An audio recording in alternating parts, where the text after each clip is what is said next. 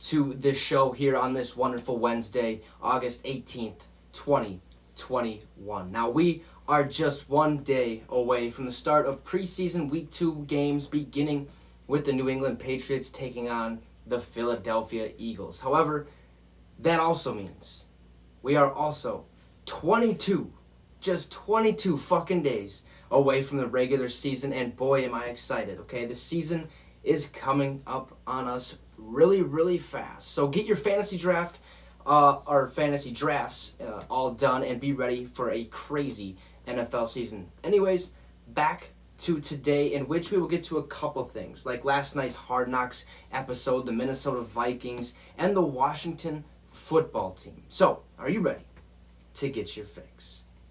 Well, like I mentioned, we're going to talk right off the bat about that Hard Knocks episode last night. It was episode 2.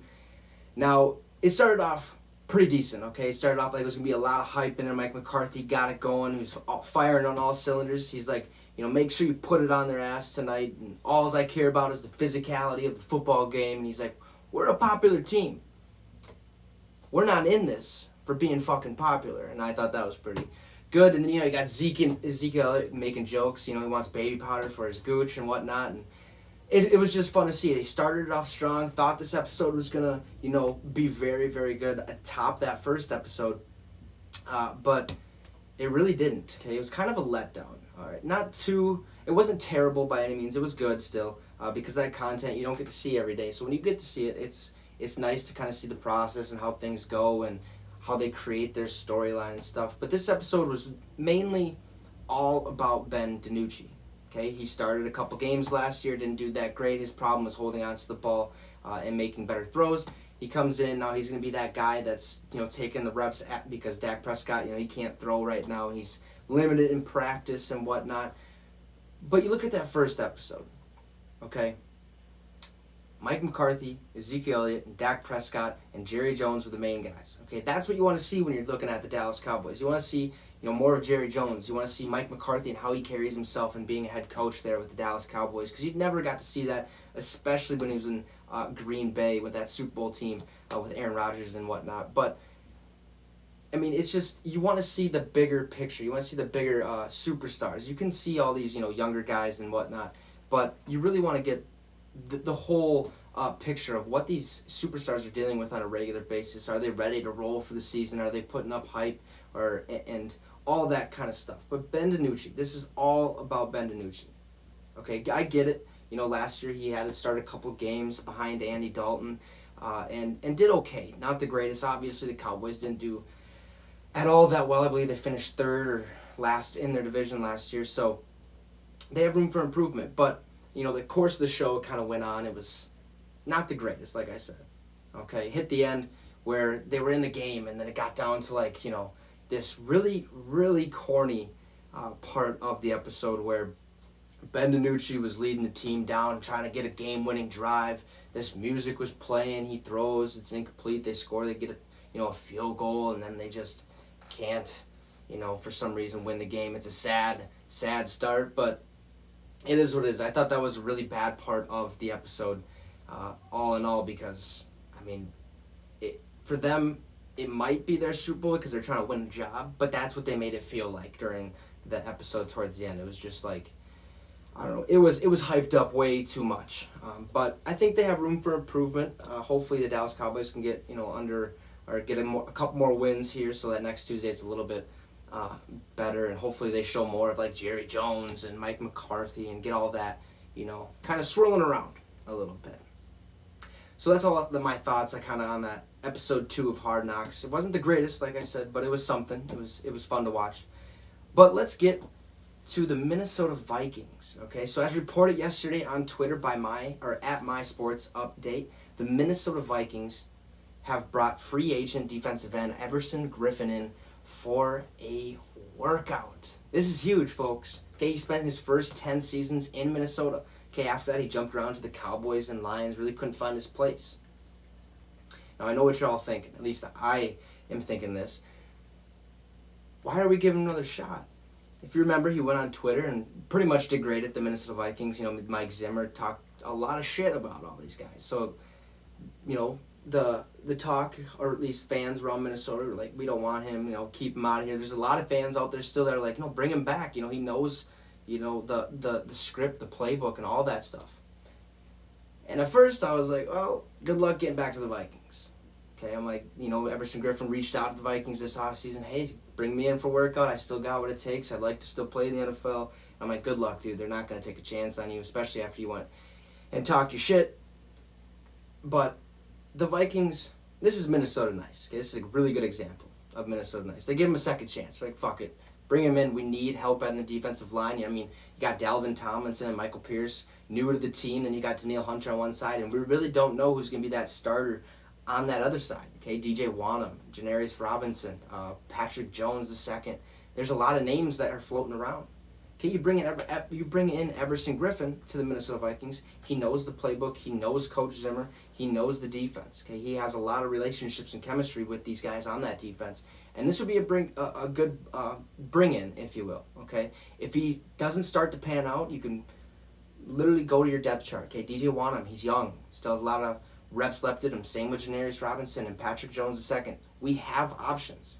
This is not a bad thing by all means. Okay, this guy will bring a lot of upside to the Minnesota Vikings defense. I think he'll be the hype man. He'll be, if he gets a couple sacks, even better. Okay, he could come back and leave off or start where he left off when he left Minnesota, on top. Okay, looking like a top defensive edge or defensive end in the NFL. Okay, this is a big time visit for the Minnesota Vikings. I'm glad they're giving him a second chance. I liked when Everson Griffin was here, him and Danielle Hunter. They both, they fit each other really well in that system. So this is a big thing. Hopefully they sign him. I haven't really heard anything other than, he was in for a workout today. We probably won't hear something we probably won't until I'd say a couple days down the road anyways. All right, well, today's show is going to be a little quicker because there really isn't too much to talk about. Everyone's getting ready for the preseason games to get underway. But this part of the show, I'd like to really talk about the Washington football team. Now, last year, they had to get rid of that Redskins name. They brought in the Washington football team because they couldn't figure out a name. Granted, they hired a guy specifically to figure out a fucking name for the franchise. No, they probably went with the football team or Washington football team because, short notice, they had to do it at a blink of an eye, wanted to keep the same color schemes, didn't know what to do. Okay? So this year, they put out a poll. They went and had a big vote. And they have revealed potential logos for its permanent team name. I'm going to show you guys that photo. You probably have all seen it. It's on CBS. It's all over social media. But these are the logos that they have decided to come up with. Okay? Pretty corny. Not the greatest thing. You got a couple candy-ass wolves, like Pat said. That was a great description of it. And then a couple, logos that looks like they didn't even try at all. Okay? But apparently, it's come down to 3 names. But those 3 names are not going to be talked or listed yet and shown to the public. I don't know if they're actually going to do that. They might just vote off script or off screen or whatever and then show us what their actual name is going to be after the voting and whatnot. But they had these names in mind. Okay, these were the finalists to select 3 out of. Okay, they got the Armada, the Washington Armada.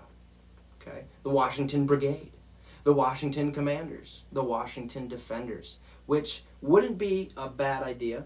Granted, we had the Washington Defenders, I believe, in the AAF or the AAF League, American Alliance Football, or Alliance of American Football or something like that. Then you got the Washington Presidents. I think that's a little corny. Don't need to go that route. Washington Red Hogs, no. Washington Red Wolves wouldn't be bad, but they got to figure out a better logo than what they have, what I just showed you. Those 2, no, sorry, not going to happen. Okay, but I like the Defenders. That's not too bad because at first I really didn't like any of these names. And I guess obviously the last name would be the Washington football team still. They're considering that. But Defenders, okay, that'd be a good name. At first I didn't like it, but then I thought back, oh, wait, this was a team. Okay, this has something to do with that city. So this is nice. Well, what out of these three teams, you don't know what they're gonna choose. Okay, my gut says they're gonna stick with the Washington football team. Okay, it just flows off the tongue a little bit better. I mean, granted, you got to find a mascot. You don't really need one, but it'd be tougher to figure that out. You can already keep the color scheme. You already got your whole outfit done and ready. Like, that's probably what they're going to be going towards. But if I had to guess, the three finalists is probably Washington football team, probably the Defenders, and then probably the Red Wolves. As sad as it is to say, but I think those are the three. Don't know. Like I said, I'll keep you guys updated once I figure that out. But I mean, they've already been selected. By the way, the three finalists already have been selected, and hopefully they'll be released before the final one is selected. But I don't know what they're doing with these new names. I think they can do a lot better. It looks like high school. It looks like like elementary type of work that they went through to do that. They probably took 2 minutes to create all those logos and said, yeah, those are good. We'll put those up. Get people thinking about it a little bit more and all that. But I don't know. They can do a lot better with the logos. But that is going to do it for the show this week. Okay, Monday, Tuesday, Wednesday. We're probably gonna have to keep doing this until obviously that week one gets underway. Because games won't be at 6:30 or 6 o'clock on a Thursday or Friday. They'll be more at like a 7:30ish start.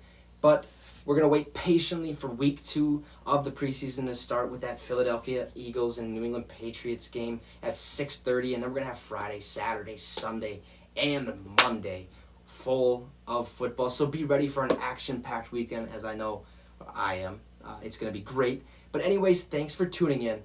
We'll see ya back here next Monday at 6 p.m. like always. And you just got your fix with the Wicks. Thank you, guys.